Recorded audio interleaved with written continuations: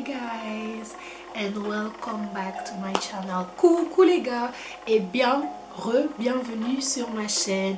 Moi c'est Julique et aujourd'hui on se retrouve pour une nouvelle vidéo. Donc déjà si t'es pas abonné, si t'es nouveau ici, n'hésite pas à t'abonner, like la vidéo et à la fin de la vidéo laisse un petit commentaire, c'est très important.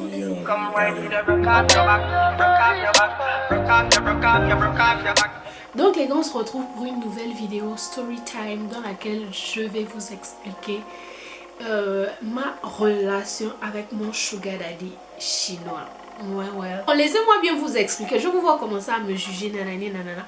Mais laissez-moi bien vous expliquer comment ça s'est passé. Donc les gars, la story time se déroule en 2018-2019 quand j'étais à Chongqing, dans ma première ville. Vous savez que Chongqing c'était...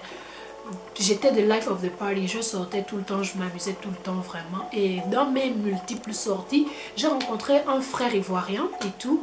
Donc très vite, vous savez qu'on se rencontre entre étrangers. Ouais, je viens de là, nanana. On a pris les contacts, on a échangé les contacts. C'était même plus ma pote qui parlait avec lui. Mais très vite et tout, il nous a invités quelques jours après. Donc ouais les gars, vous faites quoi? Venez, je vous invite et tout. Nous on s'est dit, bah notre frère ivoirien nous invite à manger. On y va. Donc on va à l'endroit du repas. C'était un endroit qu'on connaissait vu que c'était genre sur la rue où se trouvaient toutes les boîtes de nuit, tous les bars qu'on avait l'habitude de fréquenter. Donc et tout, on va le retrouver, on se retrouve au restaurant et tout. À notre grande surprise, c'est le seul africain, c'est le seul noir sur la table. Il n'y a que des Chinois vraiment âgés. Entre 30 et 40-50 ans. Bon, à l'aise, on mange vraiment la nourriture coulée et tout. On fait des jeux, les jeux de chinois, pierre, papier, ciseaux, les jeux. Ils ont des jeux là avec les mains et tout qu'on faisait là. Ambiance très cool. Et à la fin de la soirée et tout, le gars nous dit, ah vous voulez qu'on aille en boîte et tout, machin. On dit, ah on est déjà là. De rentrer encore à la maison, non. Comme je vous ai dit, c'était vraiment la rue où genre la boîte de nuit était genre l'autre côté de la route. On avait juste qu'à traverser la route. Donc on est parti en boîte et tout, les gars nous ont mis bien bouteille d'alcool, repas et tout. Donc c'est pendant la soirée que je remarque qu'il y a un gars qui essaye un peu de me matrixer. Vous voyez un peu, le chinois essaye un peu de se rapprocher. Bon, on va l'appeler Mr. X. Donc Monsieur X essaie un peu de... pourquoi je l'appelle même Mr. X? Mr. X c'est les noms des Américains, des gens chic. Non, on va l'appeler... Mr. Zhang. Zhang c'est un nom chinois, mais on l'appelle comme ils sont là, Zhang ou bien Mr. Li. On va prendre, non, Li c'est mon nom. Mr. Zhang. Donc Mr. Zhang s'approche un peu de moi, collé, serré, genre, moi comme je vous ai dit, moi je me prenais pas la tête, vraiment, je danse, je m'amuse et tout. Je faisais vraiment la folle avec mes copines parce qu'on était venus à 3.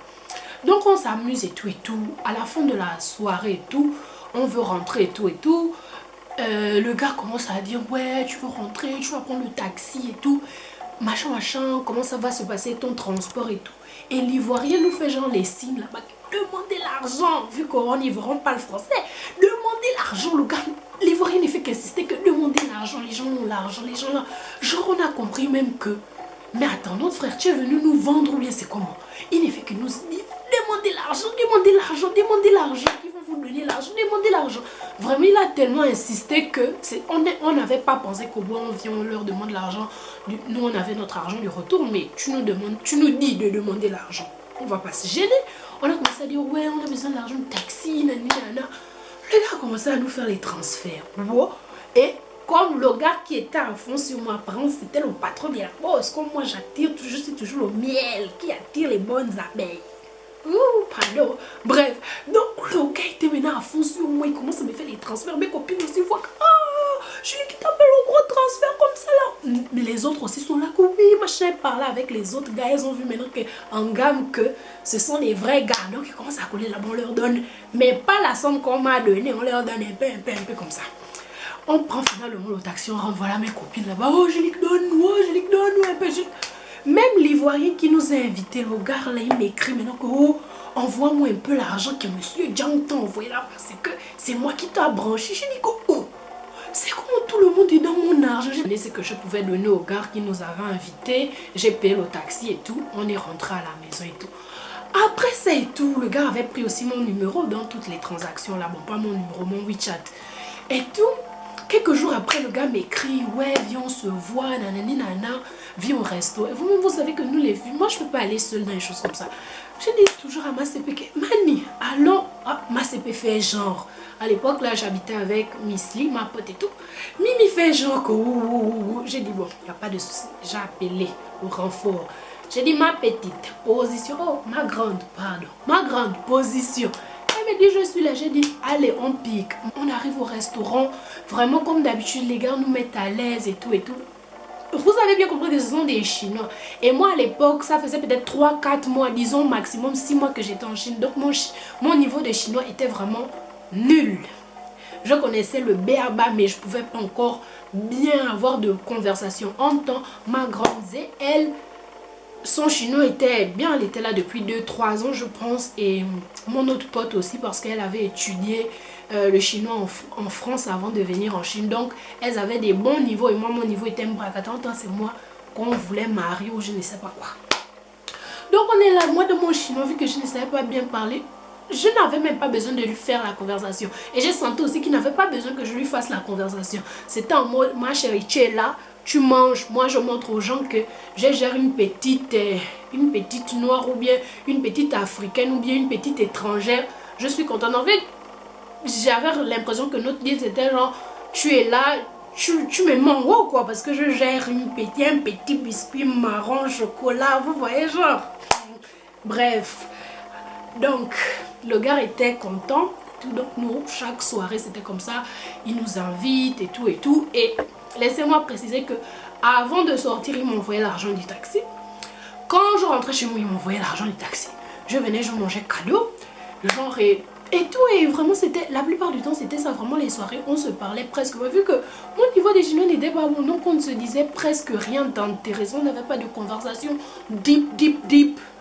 Et même ce que vous pensez là, il n'y avait pas.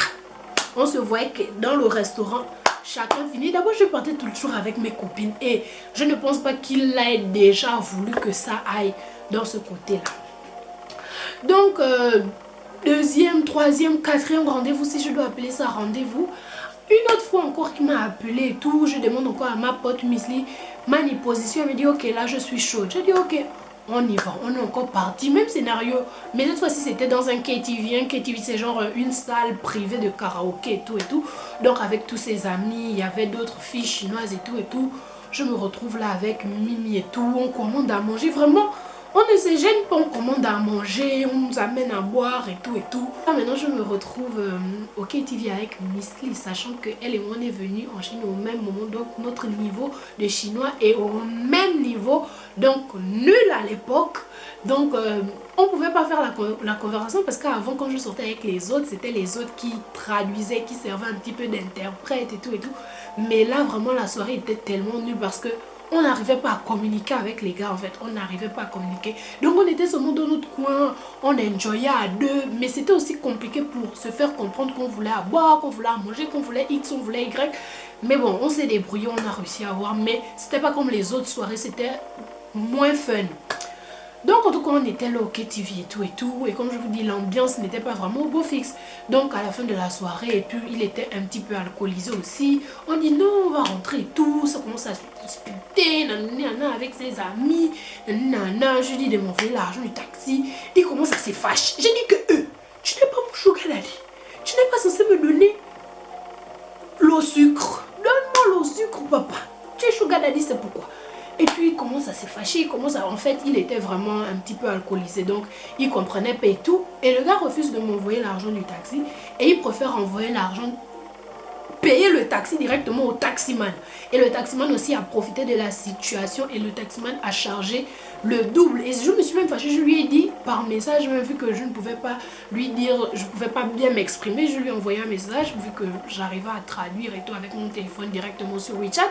Je lui ai dit que bah non en fait, tu viens de payer le double du taxi, c'est un manque de respect, tu aurais pu m'envoyer l'argent là et moi j'aurais pu payer le taxi. Donc sur ce dispute de couple, alors que lui et moi on n'est même pas en couple, on commence à faire déjà les disputes de couple et tout machin, donc voilà. Et vraiment moi j'avais pas apprécié le geste, donc je rentre chez moi en mode à ma copine, ils vont m'inviter, il va plus me voir, moi je ne parle plus, nanana. Et effectivement, après c'est tout. Non, je mens. Après c'est, ils sont encore partis. Au fur et à mesure des rendez-vous, si je dois appeler ça comme ça devenait de plus en plus ennuyant.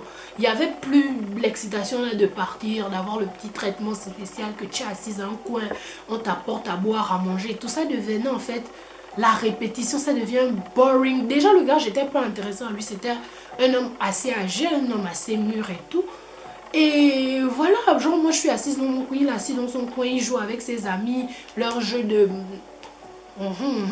Et moi je suis là avec mes copines, on parle, la plupart de mes copines étaient francophones, donc on parle le français, ils comprennent pas, genre personne ne se calcule. Donc ça a continué comme ça de fil en aiguille jusqu'aux vacances, ça a duré quelques mois, jusqu'aux vacances. En juillet, moi j'ai dû rentrer au Gabon, et même là... Pardon, si j'explique toute ma vie ici, là, vous n'allez pas vous en sortir. Donc en juillet, moi j'ai dû rentrer au Gabon et tout. Et quand je suis revenue en septembre, non, je suis revenue en septembre, j'ai dû changer directement de ville et tout. Donc de toute façon, il n'y avait plus de communication. Moi à l'époque, je pense que j'étais en couple. Donc voilà, je suis rentrée directement dans ma ville et tout. Donc je me suis installée ici et lui il était à Chongqing, mais on était toujours en communication, des messages hi hi hi, on se likait les posts et tout sur WeChat, nanani nanana.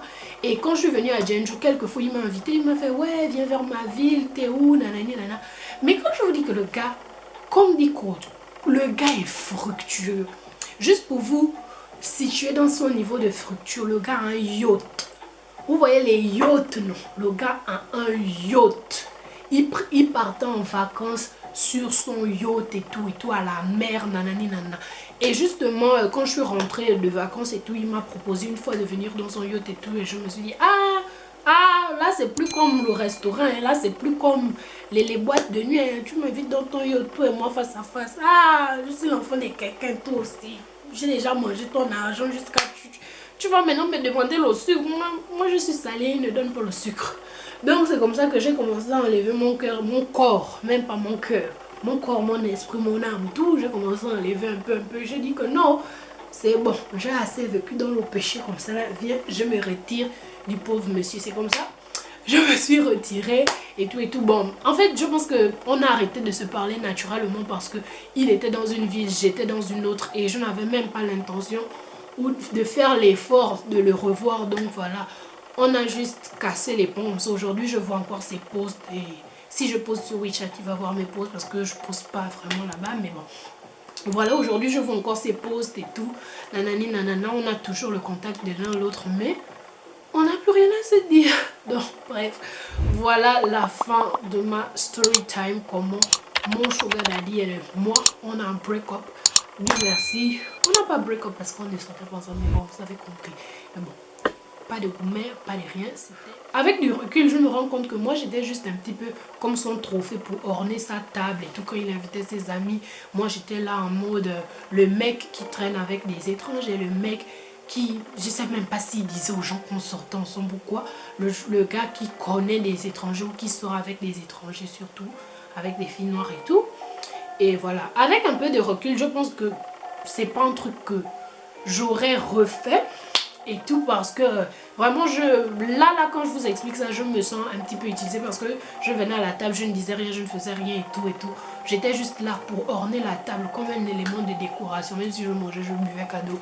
Mais voilà quoi, donc c'est un petit peu ça. Avec du recul, je pense pas que j'aurais fait ça, mais bon, ce sont des choses qui arrivent, c'est la vie. Je vous ai déjà raconté, moi à Chongqing, c'était the life of the party et je ne pensais à rien d'autre que ça. Mais bon, aujourd'hui, l'eau coulée sur les ponts, il s'agit de ça, il s'agit de grandir et de mûrir. Donc voilà les gars, c'est la fin de cette story time. J'espère que vous a plu. N'hésitez pas à me dire en commentaire si la vidéo vous a plu et qu'est-ce que vous en pensez de ma petite histoire Sugar Daddy chinois. Mr. Zhang, j'ai failli oublier son nom. Donc voilà, merci d'être resté jusqu'à la fin. Je vous fais plein de bisous et je vous dis à la prochaine pour de nouvelles aventures ou de nouvelles histoires de moi. Bye guys. Souhaitez-moi bonne chance, je suis toujours en confinement.